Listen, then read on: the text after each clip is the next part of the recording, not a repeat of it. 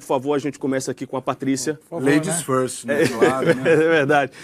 Por dois motivos. É a mulher que está aqui na mesa, né? Então a gente, cavaleiro como somos. E a Patrícia, do diário AS, é espanhola. Então não vou fazer nenhuma piadinha com a Patrícia. Todas antes. Já fizemos todas Pode aqui. deixar que eu vou fazer. Hubert, por favor, fica à vontade. Mas eu quero saber como é que amanheceu a Patrícia hoje.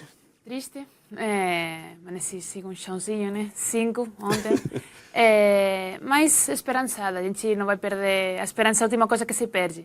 Então vamos ver que isso sirva de exemplo. Motivação para afrontar os próximos adversários 100%. É isso aí. A Patrícia trabalha no Diário AS, por isso que a gente vai imediatamente mostrar para você de casa que está ligado aqui no Redação Sport TV, o AS da Espanha, que diz o seguinte, ó, perda total, é a manchete, e ali abaixo diz o seguinte, ó, a geração gloriosa dá sinais de esgotamento. Van Persie e Robben destroçaram a defesa espanhola. A gente vai magoar, maltratar um pouquinho mais aqui a Patrícia, porque a gente vai mostrar os jornais, a repercussão de todos os jornais pelo mundo, o que eles falaram. Mas, além disso, a gente vai colocar uma trilha musical, segundo a nossa estagiária que sabe tudo de música holandesa, a Elisa Siqueira. Ela disse que Elisa Ferreira, perdão, é uma música tradicional holandesa da banda Folkhorn, no estilo folk, uma música folclórica da Holanda. A gente vai ouvir um pouco dessa música e mostrar também a repercussão pelo mundo da goleada holandesa.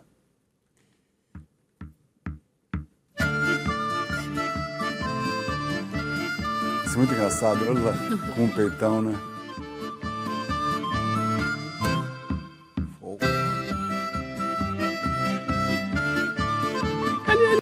Animadinha a música, né?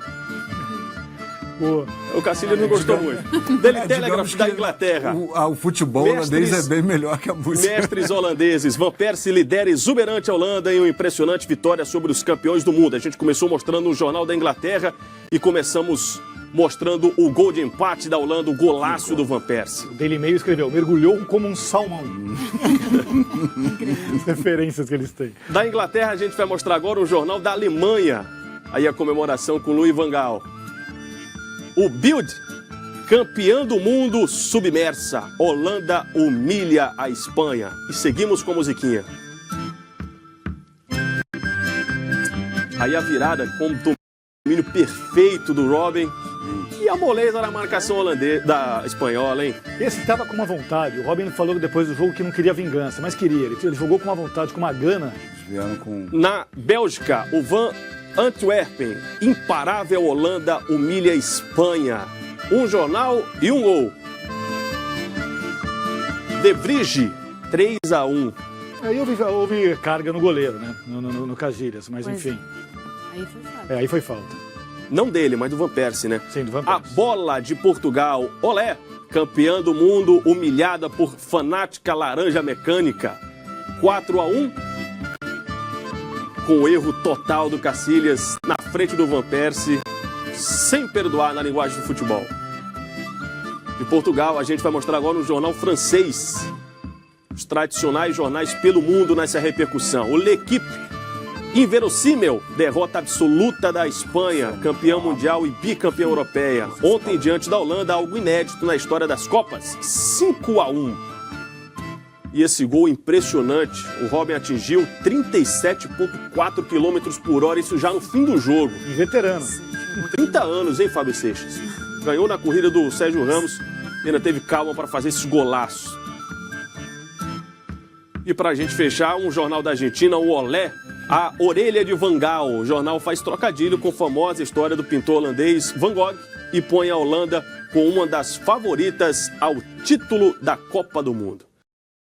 Vamos conversar agora com o Thiago Crespo, direto de Brasília, porque ele está com um personagem que tem tudo a ver sobre essa imagem que a gente leva, está na nossa memória e que a gente vai levar por muito tempo. Thiago Crespo, quem é que está com você? Bom dia, bem-vindo à redação. Alô, Antero, muito bom dia a você, bom dia a todos os amigos que participam e acompanham a Redação Sport TV hoje, esse sábado, que, aliás, o Uruguai estreia na Copa do Mundo logo mais contra a Costa Rica. E como você já adiantou, eu estou aqui, nada mais, nada menos, Antero, Milton Ferreira, o cinegrafista que registrou essa imagem histórica, imagem do gol do Didia, 2-1 no Maracanã. E aí, ele é quem conta toda essa história pra gente, em detalhes. 15 anos apenas o senhor tinha na época, é isso? Primeiro, bom dia a todos, bom dia, Antero, toda a equipe. Eu tinha 15 anos, eu era um auxiliar, um ajudante.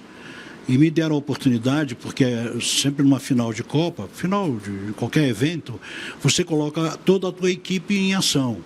E faltava um cinegrafista para ficar atrás de um dos gols. Lógico, como todo garoto, jovem naquela época, eu gostava muito de futebol, e eu queria ficar atrás do gol, claro, atrás do gol do Márcio, porque era o goleiro do Uruguai. Mas quem me escalou disse, não. O negócio é o seguinte, você vai ficar atrás do gol do Barbosa. Porque naquele clima de já ganhou, ninguém esperava que o Uruguai fizesse mais de um gol. Logicamente, se esperava 5, 6 gols do Brasil. Então, eu perdi a grande chance, né, de documentar um Ademir, um Zizinho, um Friaça. Aliás, o Friaça fez o primeiro gol, acho que tinha 5 minutos de jogo. Então, me colocaram com essa câmera na mão. Eu, quando cheguei no Maracanã, quando cheguei no gramado, eu confesso a vocês que tremi na base. Eu era garoto, né? Estava aprendendo, eu tinha já noção de filmagem, mas estava como aprendiz ali. Era uma oportunidade tanto. E aí fui para trás do gol do Barbosa.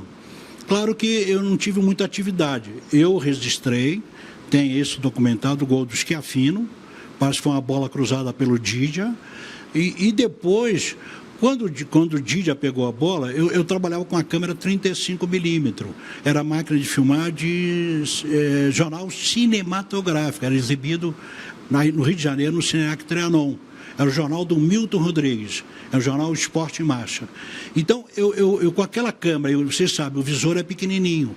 Então, naquele momento que o Didia recebeu a bola, não sei de quem passou para ele, mas na altura pouco mais, na altura quase na intermediária, ou meio de campo, não me lembro bem, o Bigode, que era o alvo esquerdo, hoje lateral esquerdo, o Bigode foi dar combate. E o Bigode tinha como característica, Antero, dar o carrinho, e você sabe disso, mas dava aquele carrinho e desarmava muito bem. E ou colocava a bola para fora ou pegava a bola lá adiante. E aquelas 180 mil pessoas que o Maracanã estava lotado, e eu também estava ali filmando aquilo, e eu vinha torcendo, eu estava filmando, Thiago, mas torcendo, Bigode, vai, Bigode. Mentalmente eu estava empurrando o Bigode, quase que a vontade de entrar em campo também, que eu jogava minhas futebol lá de areia, na praia em Copacabana, então eu já tinha noção do perigo. Então vai, Bigode. E o Barbosa, vocês podem ver, vocês vão ver essa imagem, o Barbosa, ele se prepara quase que se agachando para receber, encaixar a bola. Não havia assim tanto perigo do Uruguai naquela época em relação ao jogo. O Uruguai só fazia mais era contra-ataque. Então o Barbosa, eu me lembro que era Augusto e Juvenal. Eu acho que o Juvenal também ia dar combate. E o Didia, até um colega me disse ontem, ele também é veterano, ele disse assim, olha, eu tenho a impressão que o Didia queria mais uma vez cruzar. E de repente ele viu a facilidade de chutar. Gente, é impressionante o que aconteceu. Primeiro, eu quero deixar bem claro, Thiago, e para os telespectadores do Sport TV, que o Barbosa não teve culpa. Nós crucificamos ele. O Bigode não teve culpa. O lance foi de um imprevisto total. Aquela bola entrou, meu Deus do céu. Eu mesmo que filmei tudo isso, eu vi aquela bola entrar entre o poste, né? E o Barbosa, o quê? 2, 3 palmos, coisa assim. Impossível, gente, de acontecer. Aconteceu. Deixou o Maracanã mudo. Porque o 1-1 era o Brasil campeão, o empate o Brasil era campeão. E aquele 2-1 desarmou. Claro que faltava, me parece, Thiago, acho que tinha 35 minutos, não me lembro bem, mas por aí, quando aconteceu o gol do Didia, e o Didia lembra bem disso, os uruguaios comemorando, o Brasil foi para cima. Eu me lembro de Zizinho chutando, de Ademir, de Jair, de Chico, de Friaça, que fez no primeiro gol nosso. Bastava o Brasil empatar, gente. Nós seremos campeões do mundo 50. Agora, eu quero também dar um testemunho a vocês, já que ontem eu assisti, através de vocês, da Sport TV, eu vi aquela goleada da Holanda sobre a Espanha. Nessa época, em 50, eu participei, porque estava ajudando ao cinegrafista, eu vi o Brasil tocar 6-1 na Espanha. Eu assisti o Brasil dar de goleada em várias seleções. Porque nós sabíamos jogar futebol, e eles eram, depois de 58, ficou provado isso, eles eram tudo João. Eles não tinham muita... Hoje não, a escola é outra. Hoje eles enfrentam o Brasil de igual para igual, mas eu acredito porque não vou sofrer essa decepção, esse momento horroroso que está até hoje, 64 anos depois. E eu estou ainda e revivendo esses momentos, eu guardei isso. Pouco comentei, a minha família, meus filhos que sabiam, os netos também já estão sabendo, mas eu não comentava, porque para mim não era glória nenhuma, entendeu, Thiago? Não era glória nenhuma. Pô, eu filmei o gol que derrotou o Brasil. Não era. Depois eu virei profissional, trabalhei 51 anos em televisão, eu sou fundador de algumas emissoras, inclusive a TV Globo do Rio, fiz parte do departamento de jornalismo da TV Globo. Então, eles lá mesmo devem estar até surpresos me ouvindo, alguns veteranos, devem estar até me ouvindo e dizer, pô, mas o Milton nunca contou isso. Eu não contava. Eu não tinha graça, prazer nenhum em dizer, eu fiz o gol. Eu encontrei com o Bigode, anos depois, numa roda de shopping em Copacabana, e aí um colega disse assim, olha lá, esse aqui, ó, que te filmou, esse aqui te mostrou. E aí o Bigode, nos abraçamos, o Bigode, desculpe e tal, mas na realidade, ele não teve culpa nenhuma. E nem o Barbosa. Se eu puder resgatar isso, com esse meu depoimento, eu estou resgatando. Absolvido Barbosa, Antero, quer falar alguma coisa? Não, quero só agradecer a você, Thiago, ao seu Milton Ferreira também. Que personagem fantástico, né? Sensacional. Que produção é essa do Sport TV? Sensacional. Um abraço para o pessoal em Brasília, capitaneado aí pelo Djalma Lima. Vou mostrar o nosso Redação AM de uma narração de uma rádio holandesa, da Rádio 1. A narração é do Jacques van Gelder. Infelizmente, o nosso editor especialista em holandês faltou hoje é sábado, ele está de folga e a gente não conseguiu traduzir toda a narração dele. Mas chama a sua atenção para o momento do gol, porque o narrador cai numa gargalhada. Afinal de contas, a linguagem do futebol e do rádio AM, menos ali na Inglaterra, que é apenas gol, mas no resto do mundo tem todo o narrador extravasando. Na Holanda não é diferente, a gente faz o Redação. A primeira parada aqui no Redação, já já a gente volta.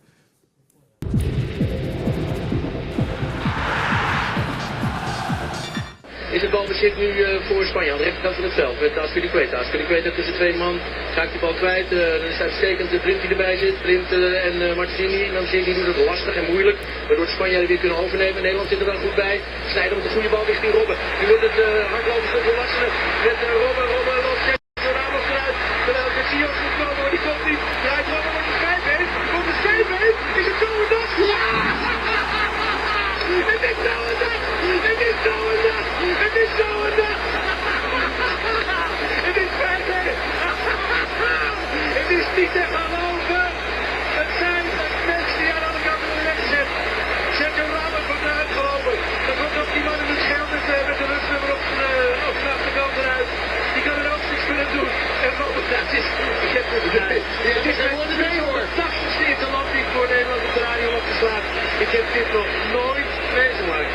Nog nooit meegemaakt. Que a Austrália ia tomar de 5, de 6, deu um calor danado para cima da seleção chilena. Mas o Chile venceu por 3-1. O último gol foi um alívio, foi do Bocejú. E a gente vai mostrar o nosso Redação AM, a narração do Ernesto Dias Correia, da Rádio Cooperativa do Chile.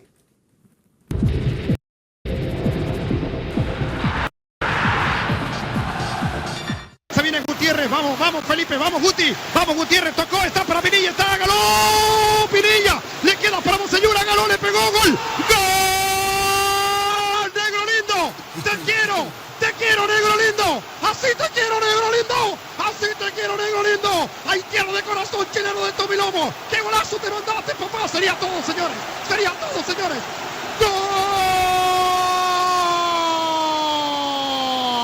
histórico, lo volviste a hacer, lo hiciste en Sudáfrica y ahora lo haces acá en Brasil, lo hiciste en Sudáfrica y ahora lo haces acá en Brasil, gracias negro lindo, así te quiero y así me gusta Jan.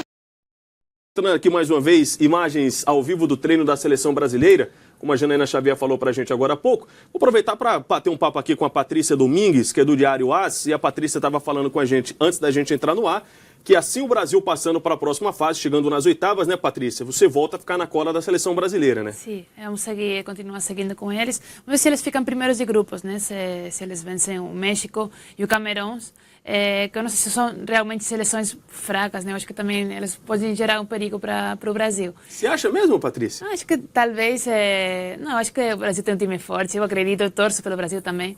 Então, eu acredito na seleção brasileira, mas de repente pode assustar na Copa do Mundo. O México sempre assusta, né? Exatamente, pode acontecer qualquer coisa, então de repente... O Patrícia, posso te perguntar uma coisa? Você tá lá na Granja Comari, cobrindo lá, né? E você sabe que o Filipão, o nosso técnico escolar, ele liberou o sexo, né?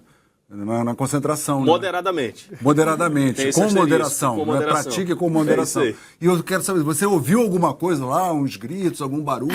Você ouviu alguma coisa lá?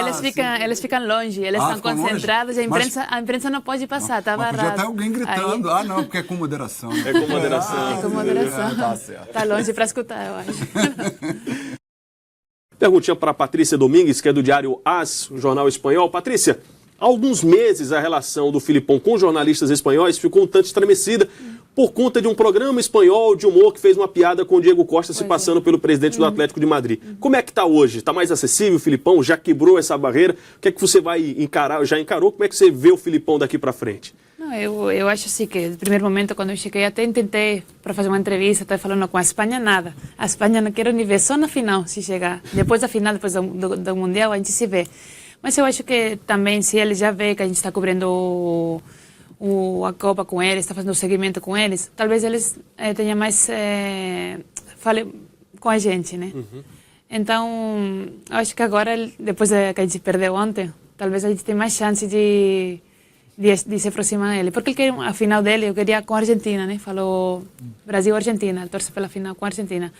Mas a gente quer uma final, talvez, se agora não sei se vai ser fácil, uma final de Espanha contra o Brasil, para a gente fazer a revanche, como a Holanda fez ontem com a gente quer agora fazer depois da Copa Confederações com o Brasil. Já tinha brasileiro aqui no Twitter, rendido, né, pelo futebol holandês, disse o seguinte: não quero final Brasil-Espanha, que é para vingar a Holanda da última Copa. Já tinha brasileiro aqui no Twitter falando sobre isso.